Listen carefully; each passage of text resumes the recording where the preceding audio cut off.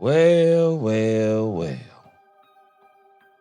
Last week, DeMarcus Lawrence and one Micah Parsons set social media ablaze. DeMarcus Lawrence departs for the Seattle Seahawks, and almost immediately, Micah Parsons comes back and says, "It's my time." Then DeMarcus Lawrence comes back and says, "I left the Cowboys because they were not going to win a Super Bowl there." Micah Parsons retorts back to some degree in saying that this is about envy and jealousy. DeMarcus Lawrence retorts back and says, "If you would tweet less, maybe I would still be there." I mean, it was just crazy what we saw between DeMarcus Lawrence and Micah Parsons. But Michael Irvin and Drew Pearson, the two historical 88 for the Cowboys, they're about to let us in on why the Cowboys didn't win in 3 12-win seasons. Let's talk, Cowboys.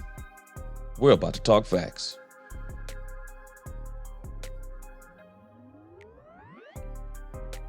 Welcome, Cowboy fans and Cowboy haters alike. I'm the G, and I'm the host of Let's Talk Cowboys, where we talk facts. And if you like this video, don't forget at the end to please like, share, subscribe, hit that notification bell so you know the next time we post another video and when we go live. You can help us continue to grow and push us out into the YouTube algorithm. And if you haven't become a channel member yet, please do. We have a lot of great things coming in the future. Now let's talk facts. It is powerful to me that Michael Irvin and Drew Pearson both spoke up about this issue. Two Super Bowl champion wide receivers who both played on two of the greatest teams the Cowboys have ever had. And not only two of the greatest teams, I mean, the 70s Cowboys and the 90s Cowboys, they are historical. And if anybody knows how to win championships, I believe those two wide receivers know how to win championships. And I have a cardinal rule that whenever Hall of Fame Super Bowl championship players speak, elite players speak, I'm talking about elite in their position. Well, I'm listening.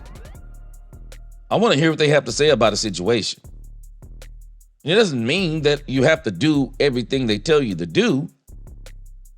Sometimes you need to learn as a young person to put some respect on someone who has done it at the highest level's name and listen to what they're saying.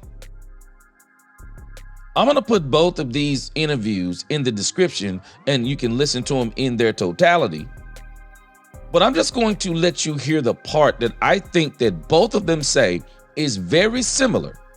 Gives us insight on how locker rooms work, gives us insight on how team chemistry work.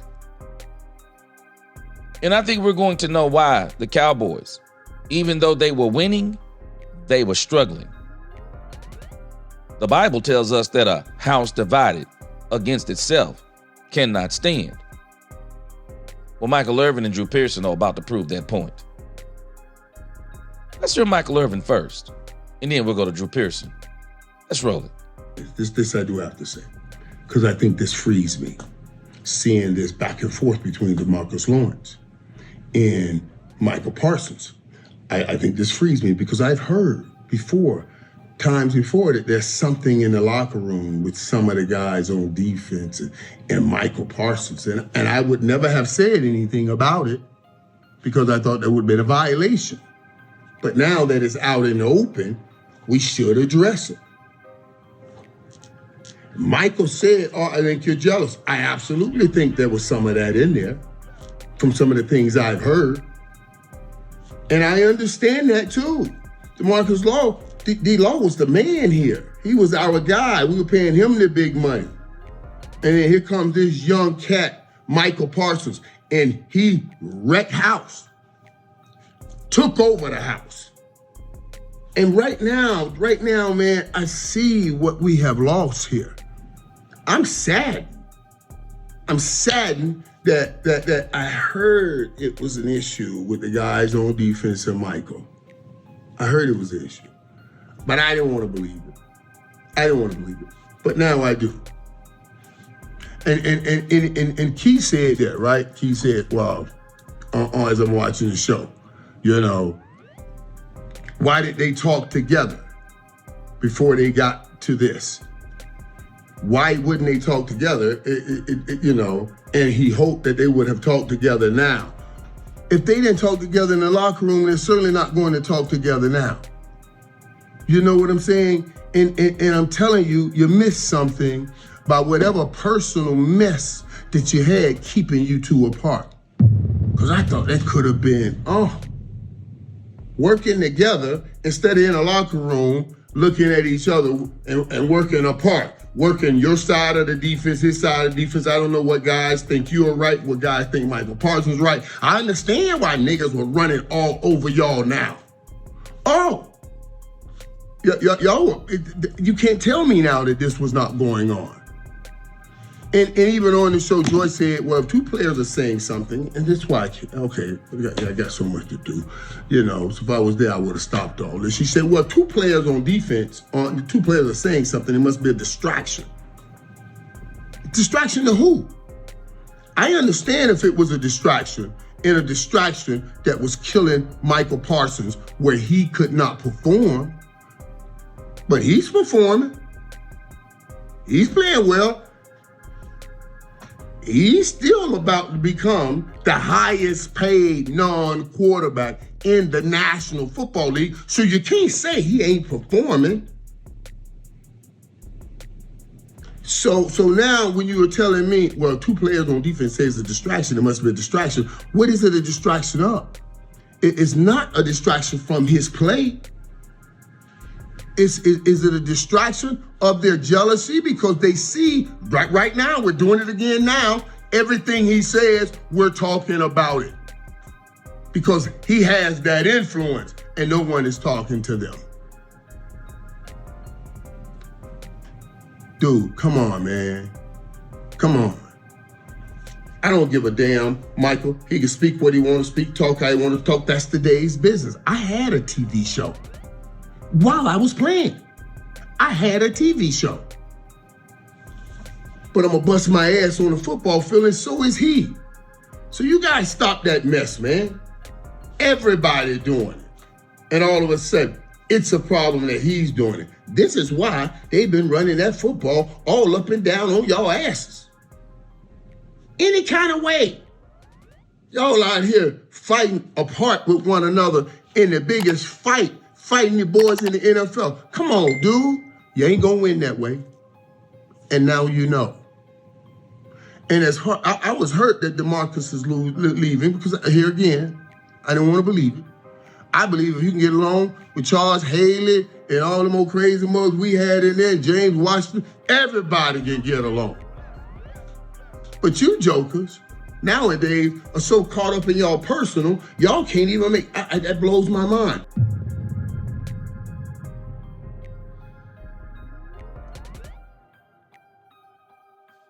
Michael Irvin just dropped a megaton bomb. Again, a house that is divided cannot stand. The reason why this defense was not playing the way that it should have been playing, even though there was some shortcomings on it as far as personnel. Well, they were not even playing together with what they had. How can Micah Parsons and DeMarcus Lawrence work together when they can't stand one another? And while someone may say DeMarcus Lawrence was envious of Micah Parsons, I'm going to push back and I'm going to say that Micah Parsons was also somewhat envious of DeMarcus Lawrence. And the reason why I say that is that Michael is saying it. DeMarcus Lawrence and those hot boys, DeMarcus Lawrence was the head honcho. Young, hungry, Micah Parsons, very talented, comes in, more talented than DeMarcus Lawrence. DeMarcus Lawrence was never looked at as the type of talent that Micah Parsons is. Micah Parsons, because of his talent, then he gets the popularity when he comes on the Cowboys. He's got the podcast. Michael Parsons, he don't want to be he don't want to be a part of this hot boys mess. He wants the youth movement going. And so there is already opposition, animosity between them because Michael wants to be the leader. He's not looking at DeMarcus Lawrence as the leader. And this is why we saw DeMarcus Lawrence on the sideline telling Michael Parsons, shut the F up. Wasn't just about that moment. What we were watching was the animosity between those two. And I'm telling us, while we may say it wasn't a distraction, it was. Because how many players were with DeMarcus Lawrence and how many players were with Michael Parsons? They were not working together. This is the mess that was going on up under this is the mess that was going on up under Mike McCarthy. The mess that was going on in the locker room. Cowboys were a mess. Now, what some people are not talking about is the thing that Drew Pearson says. And Drew Pearson is going to say something similar to Michael Irvin. Let's roll it. You know, everybody's got to be on the same page. If you got half the locker room thinking we can win a Super Bowl and the other half of the locker room thinking, well, we don't have what it takes to win it, then no, you know, you're not going to win it. And I know what it takes. You know, with Coach Landry, we didn't have these kind of issues. You know, we feared him enough that we wanted to perform out there on the field and do what we had to do, take care of our business, knowing that the guy next to you and the rest of the guys in that locker room are all on the same page. And that's why in 11 years, the same amount of time as D-Law played, I played in 10 playoff appearances. Never had a losing season. The year we didn't make the playoffs, we finished 8-6. Of those 10 playoff appearances, I played in 7 NFC championship games. And it's because we had the same players, the same system, the same continuity. And what that was all about was winning. So we were all on the same page. Again, the concern I have, if this is being said on the way out, what's left there? What are the guys there that are left say about this situation with the Cowboys right now? Exactly. I'm gonna play both of these interviews in their totality today on my live stream. If you haven't caught me yet, please catch me live at 4:30 p.m. today on YouTube and on X. I'm gonna play both of these again. I'm gonna play both of them in their totality. But Drew Pearson is saying something, man. A house divided against itself cannot stand. And both of them agree that Michael Parsons is talented. But I also think both of them in some degree, but especially Drew Pearson, is going to talk about the leadership of one Michael Parsons. Man, you want to be a leader, you got to lead. You don't just lead by what you do on the field. You lead by what you do in the locker room.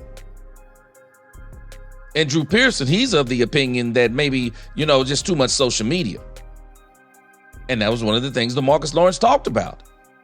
And again, when you get two prominent figures that people look up to and they're arguing against each other, you better believe somebody's taking sides.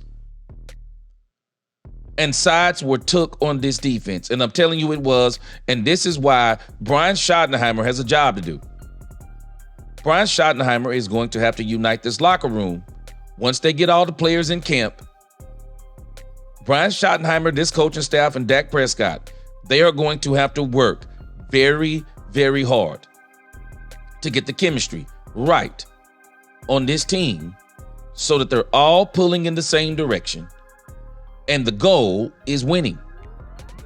And maybe there will have to be, or maybe there does need to be, and I don't even say maybe, there needs to be some sacrifices made on this team, I believe, once and for all by the players for this team to win. But again, we're going to talk about this today on the live stream, man. This is a very interesting discussion. I saw this last week and I was going to report on it. But then when I saw the part what Drew Pearson said, I said, I got to now it's time to report on it because we got both of the 88s and they're giving us some powerful insight on how things work. Again, hey, you like this video? Like, share, subscribe, hit that notification bell so you know the next time I post another video. Don't forget, going live today at 4:30 p.m. And this is one of the things we'll be talking about. Until then, let's talk Cowboys. We talk facts. Peace.